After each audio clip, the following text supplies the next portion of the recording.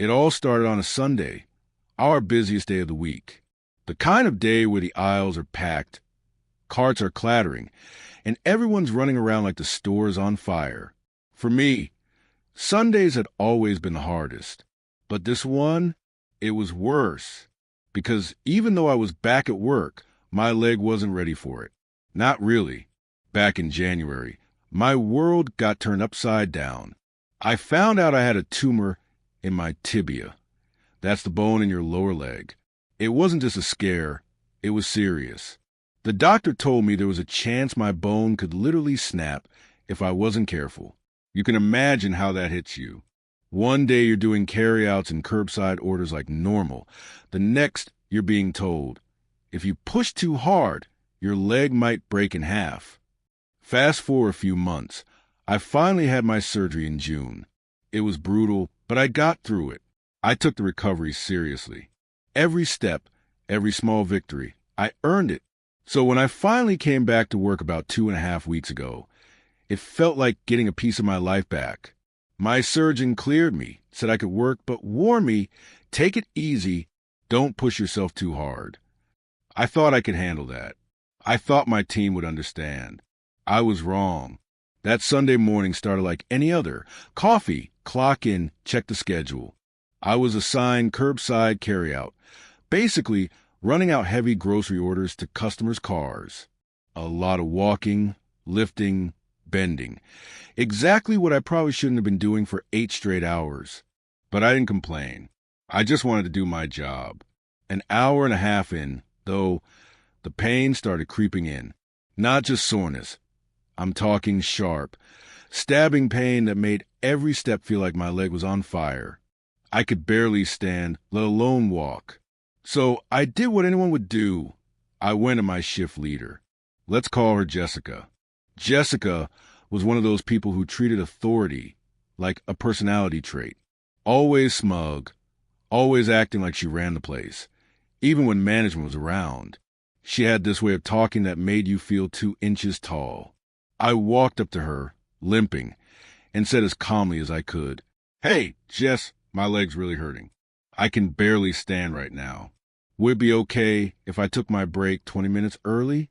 I just need to sit down for a bit." She looked at me, then smirked. "We're all in pain," she said. "This is a team effort. You can't just leave early unless you've got a doctor's note." And the crazy thing? I did have a doctor's note. It was on file. HR had it. My manager knew about it. But at that moment, she didn't care. She didn't care that I'd gone through surgery. She didn't care that I could barely stand. She just wanted to make a point that she was in control. The humiliation hit harder than the pain. Standing there, holding back tears, trying not to make a scene. Inside, I was boiling. You don't even know what real pain feels like. I wanted to scream. Instead, I said nothing.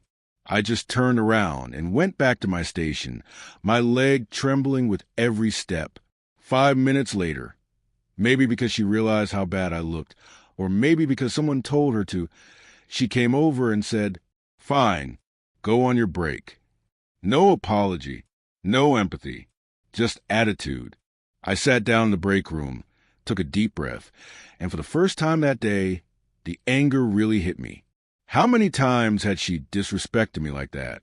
How many times had I swallowed it just to keep the peace? There was a time she called me lazy in front of everyone because I couldn't lift a heavy order. The time she told me I was milking my recovery. The time she laughed when I limped and said, "You walk like an old man." Every memory came flooding back, one after another, and I realized something. I was done. When my 15-minute break ended, I didn't go back to my station. I walked straight to the manager's office. He looked up, surprised. "Everything okay?" I just smiled. "Actually, no. I'm done. I quit." He blinked, like he hadn't heard me right. "Wait, what? You can't just..." But I was already turning toward the time clock.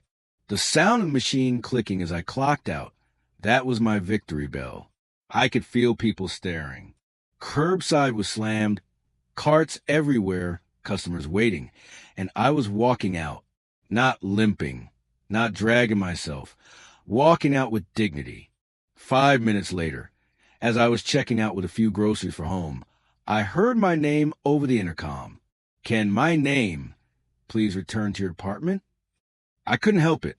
I laughed out loud. Not a polite chuckle, a full-on, "You got to be kidding me" laugh. What were they going to do? Fire me again? As I walked the registers, my main boss came in, the store manager. He saw me. I saw the look on his face, that mixture of frustration and disbelief. He didn't say a word, just gave me a side glance and turned his head away.